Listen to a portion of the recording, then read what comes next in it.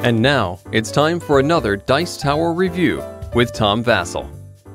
Howdy folks, when I went to Essen Fair this year, I found these little games here, the Justice League Hero Dice.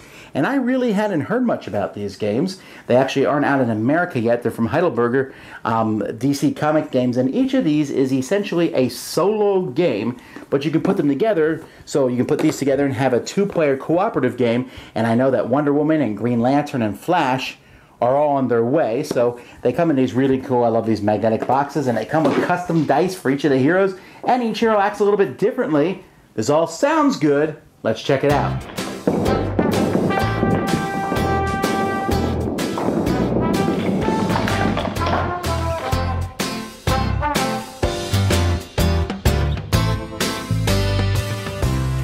Now in this game, players are trying to save either Gotham City or Metropolis. Each card has a higher number or a lower number. The lower number is what you would use for the co-op game. Now, a co-op game and a solo game are played pretty much the exact same way, except in a cooperative game you can help each other. You're going to have a deck of villain cards, and a certain number of villain cards are going to start in a city. So let's say Ra's al Ghul and Two-Face both start in a city. There's also going to be some villains in the outskirts. One of them is known, Scarecrow there, the other is unknown. Occasionally, a card like this might show up, a reinforcement card, and that will be placed underneath a villain to show that they're stronger than that. To beat these guys, you need to do a certain number of hits to them. At the beginning of each round, players are going to decide who they're going to attack in the city, not the outskirts. So maybe they want to attack, like Superman might go after Ra's al Ghul, Batman might go after Two-Face, they might go after the same person. Then they're going to roll their dice. Now the way they roll their dice is different for each of the two characters. Superman has 6 dice. He has 3 blues, 2 yellows, and a red. He'll take these dice and he's going to roll them, and he's trying to get hits. Now hits are the shields, which he didn't roll any of. He has 1 automatically. Kryptonite will cancel all hits no matter what. Now he has to pick one of the colors to keep. So he can pick all 3 blue dice, the 2 yellows, or the red. So I'll keep the 2 yellows. That's Heat Vision, which cancels a Kryptonite, and the Cold Breath, which 2 of those cancel a Kryptonite. Alright, so let's roll again. This time I'll keep the red. Now for the blue, this time I have to keep the blue. Well, I got a Heat Vision to cancel this Kryptonite, and a Heat Vision to cancel this Kryptonite. Cold Breaths don't do anything. So Superman does a total of 1 damage, as shown on his card. Now maybe next turn he'll get a better roll. Alright, I'll save those 2. There's an extra hit. I'll keep the red this time. Alright, so this time he does 2 damage, because this is canceled by the Heat Vision. So Superman does 2 damage. Now Batman has 7 dice, and he's going to roll slightly differently. When he rolls, he can only re-roll if he decides to spend a Batmobile. So let's say I have a Batmobile here. I can use this to set aside as many gray dice, because this is a gray Batmobile. So he sets aside this gray one, and let's roll again. I got a black Batmobile. I'll set aside this die. Now, as soon as you don't roll any Batmobiles, though, you're done.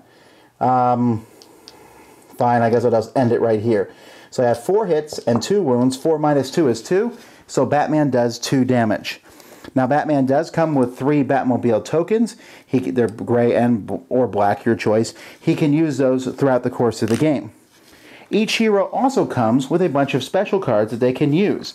For example, Superman has change a die to a result of your choice. Get one of your cards back from your discard pile. Freeze Breath and Heat Vision count twice this round. Do an extra 2 damage to the targeted villain.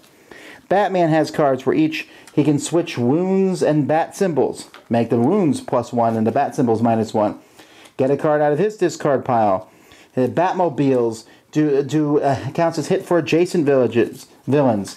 And here, roll any 2 of your dice again. So players can use these cards. They have to figure out the best time to be able to use them over the course of the game. Now, if you defeat a villain, hooray, you pull it off. If you defeat a villain using teamwork, you get a teamwork token, which is +2 towards your score at the end of the game. Now, once you defeat a villain, they're gone. Otherwise, they stay in the city. Some of the villains have special abilities on them. You'll see here that Ra's al Ghul has adds 2 automatic wounds when fighting Batman, which means Superman's actually better against him. While Metallo here has 2 kryptonite. This parasite can only be fought by 1 character at a time. They each have different special abilities. They might make you re-roll dice or roll fewer dice. And you can see many of the famous characters from the set like Lex Luthor, Poison Ivy, General Zod, Bizarro, Darkseid. Of course, the Joker will show up. Anyhow, let's say the Joker's in the city here. At the end of a round, you will then, the city has a specific number that it can handle. It depends on the number of players. So in this case, it's 15 for 2 players. So then the Scarecrow would come in. 6 is not higher than 15. 6 plus 4 is 10, so we're fine. We flip the next card and it's 6. 6 plus 10 is 16. That's higher than 15. So Doomsday, instead of going into the city, goes and basically, instead of fighting in the city, goes underneath the city, and he's going to count against your score at the end of the game. Your score starts at 18. You will subtract each each villain that breaks through from that number and add 2 for each of these teamwork tokens, and hopefully you'll score something. Otherwise, you've never been heard of and you've lost the game. If you manage to get 18 or 15 final score, you are legendary heroes. So you just keep going turn after turn. Eventually the game will end because all the villains will be in the city. At that point, any villain you haven't cleared out counts as some more negative points, but hopefully you cleared out enough to actually win the game. Now, I don't normally play solo games, but I have played this one solo a bit because I still have not beaten this game, whether solo or cooperatively. It's really hard. And I don't mind that. I don't mind that cooperative games are hard. Sometimes the dice just don't go this way, but I do like how each person is different. I like how Superman keeps a color. Batman has to roll the Batmobiles. But since the dice are kind of, they're just the vagaries of rolling the dice, that's not very useful to you. It's knowing when to play those cards. You're going to be tempted to play them at any given point to kill someone. And I'm telling you, it is hard to kill people. And I think the game is actually harder solo than it is teaming up, because with teaming up, I can be like, Superman, you take Joker. I'll go over and handle Lex Luthor. And I like that aspect of it, and I'm really looking forward to seeing how this works when there are 3 or 4. I think that's where the game will really shine. And with that caveat, I think the game could be excellent at that point in time.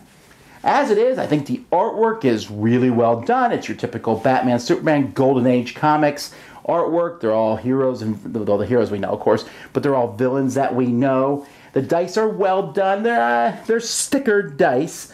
That's not bad. They're big and shiny and roll well on the table, and you'll groan and yell at them a lot because, as I said, you will roll worse, I suppose. I think I like Superman.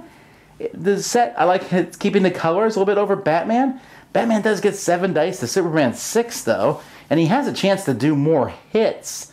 Superman, I don't know. They're both really kind of cool. I think the rules are a little weak. They could have explained a few things better, especially when talking about the cards, and just kind of, it's not a very long rule book, but just how they organized everything. This is how you win would have been a good thing instead of it kind of just being alluded to in there. I do like, though, that on the back, they have all the villain abilities and what exactly they do, and so it's easy when someone shows up and say, okay, what's their special ability? You can't play cards against this person.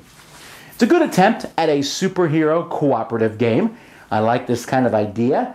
Again, I don't know if this, I put out feelers, but I haven't found if this is coming to America or not. But if you get a chance and you like solo games, you want to play a couple people, check it out. I think it will be even better when more heroes show up. And in fact, you can play with multiple of the same hero. It's called doppelgangers, but that just seems wrong somehow. Anyway, that's Justice League Hero Dice. Dice Tower Judgment approved! Thanks so much for watching the Dice Tower videos. Find more great videos and reviews, as well as our top-rated audio podcast at Dicetower.com. You can also find other great shows at Dicetowernetwork.com. I'm Eric Summerer, and you've been watching The Dice Tower. The Dice Tower is sponsored by Cool Stuff Inc., where you can find great games for great prices. Cool stuff in stock. Check them out at CoolStuffInc.com. Shut the door!